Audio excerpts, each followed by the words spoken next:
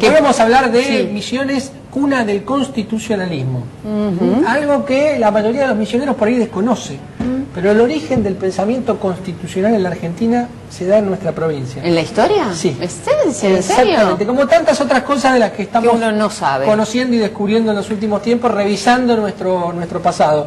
La semana pasada se realizó en la ciudad de Puerto Iguazú el primer Congreso Nacional de Justicia Constitucional que organizó la Asociación Argentina de Justicia Constitucional, y allí tuvimos la oportunidad de participar en una reunión en la que hubo representantes del Poder Ejecutivo, del Poder Legislativo y del Poder Judicial de la provincia de Misiones.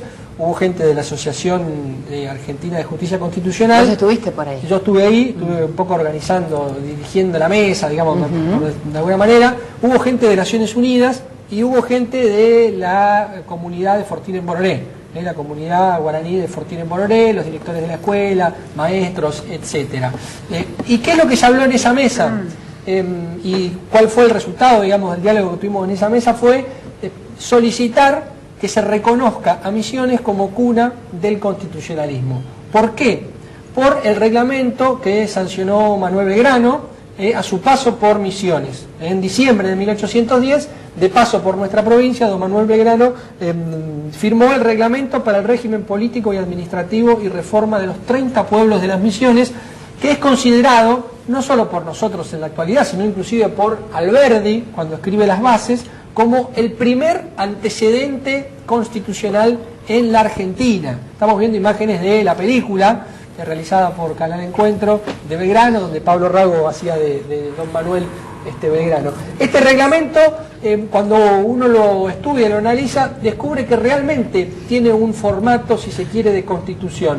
Porque hay un prólogo, una especie de preámbulo, en donde Belgrano anuncia que viene a restituir en sus derechos de libertad, propiedad y seguridad a los guaraníes que habitaban esta región, y después tiene una parte más general en donde se establecen una serie de derechos, y después una parte más específica que tiene que ver con la organización administrativa de los pueblos. Y el reglamento tiene algunos elementos muy interesantes. El primer artículo declara la libertad de los guaraníes.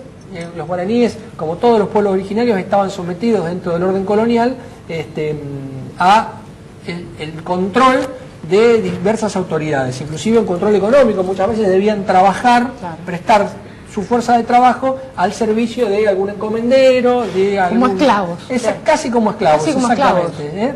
Bueno, Belgrano lo que viene a decir es en el artículo primero que los guaraníes a partir de allí eran libres y que gozarán de sus propiedades. Ahora, ¿eso se llegó a cumplir? Bueno, en su momento no se llegó a cumplir, claramente no se llegó a cumplir. Y claro, pero sí quedó, si es una ley que quedó el antecedente de este texto, que tiene algunos puntos interesantes. Bueno, por un lado, establece la necesidad de instaurar escuelas en la región, escuelas primarias y de oficios, pero con un dato interesante. En el artículo 19 dice: no es mi ánimo desterrar el idioma nativo. Él lo que recomienda es que se generalice el uso del castellano, pero sin que se olvidar el idioma nativo, el guaraní. Algo que, salvando las distancias, replica el sistema de educación multicultural bilingüe o intercultural bilingüe que funciona en Misiones. Que se sostiene al día de hoy. Exactamente, las escuelas de Fortín en Bororé es una escuela intercultural bilingüe, se trabaja tanto en castellano como en... Ahora, cuando ellos generaban estos textos, no sé qué nombre tiene el documento. Un reglamento, perfecto. Iban de alguna manera pensando, y me imagino que no inocentemente, en la idea de organizar un Estado, ¿no? Totalmente, lo que están tratando es de organizar un Estado, y es interesante que Belgrano elija, o que la revolución en general, Belgrano era un hombre de la revolución, de la primera Junta de Mayo, elija a Misiones y a los guaraníes para ser los depositarios de este primer intento de organización en términos constitucionales. Y la pregunta que es, ¿por qué lo hace Belgrano acá y no lo hizo Castelli, o no lo hizo San Martín, o no lo hicieron otros en otros escenarios? Lo hace porque los guaraníes tienen una experiencia, organizados a través de los jesuitas y por su propia cultura, que permite poder funcionar dentro de la lógica que plantea este reglamento y poder organizarse en base a lo que establece este reglamento. Yo quiero decir, hay varios temas, bueno, la creación de la milicia patriótica de Misiones, que es considerada el antecedente de la policía de la provincia, digamos, en el artículo 24, pero el más interesante, los dos artículos más interesantes, porque revelan un poco el progresismo que tenía Belgrano y lo anticipado que estaba a muchas cuestiones, son el artículo 27 y el 28. El 27 es, y lo dijo Leonardo Villafañe, a quien veíamos en una de las fotos, que es secretario del Consejo de la Magistratura aquí en Misiones, en la provincia. Sí. Él estuvo liderando, presidiendo una mesa sobre derecho ambiental, y él lo dijo en esa mesa, recordó que el primer antecedente de derecho ambiental en la historia americana es este reglamento de Belgrano. ¿Qué es lo que dice? Dice que prohíbe que se pueda cortar árbol alguno de la hierba, estamos hablando de la hierba mate, so pena de 10 pesos por cada uno que se cortare. ¿Por qué? Porque hay que proteger el medio ambiente y fundamentalmente hay que proteger la producción.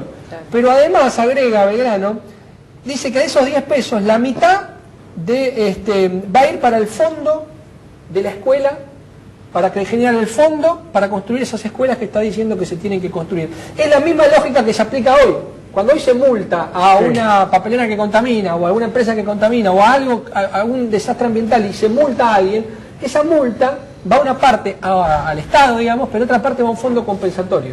Claro. Belgrano ya lo estaba proyectando en 1810 a esto. Es realmente un adelantado. Un adelantado totalmente. Y en el artículo 28 establece los derechos laborales para los guaraníes. Dice, todos los conchavos, o sea, los contratos de trabajo con los naturales se han de contratar ante el corregidor o alcalde del pueblo porque se han aprovechado sin pagárselos.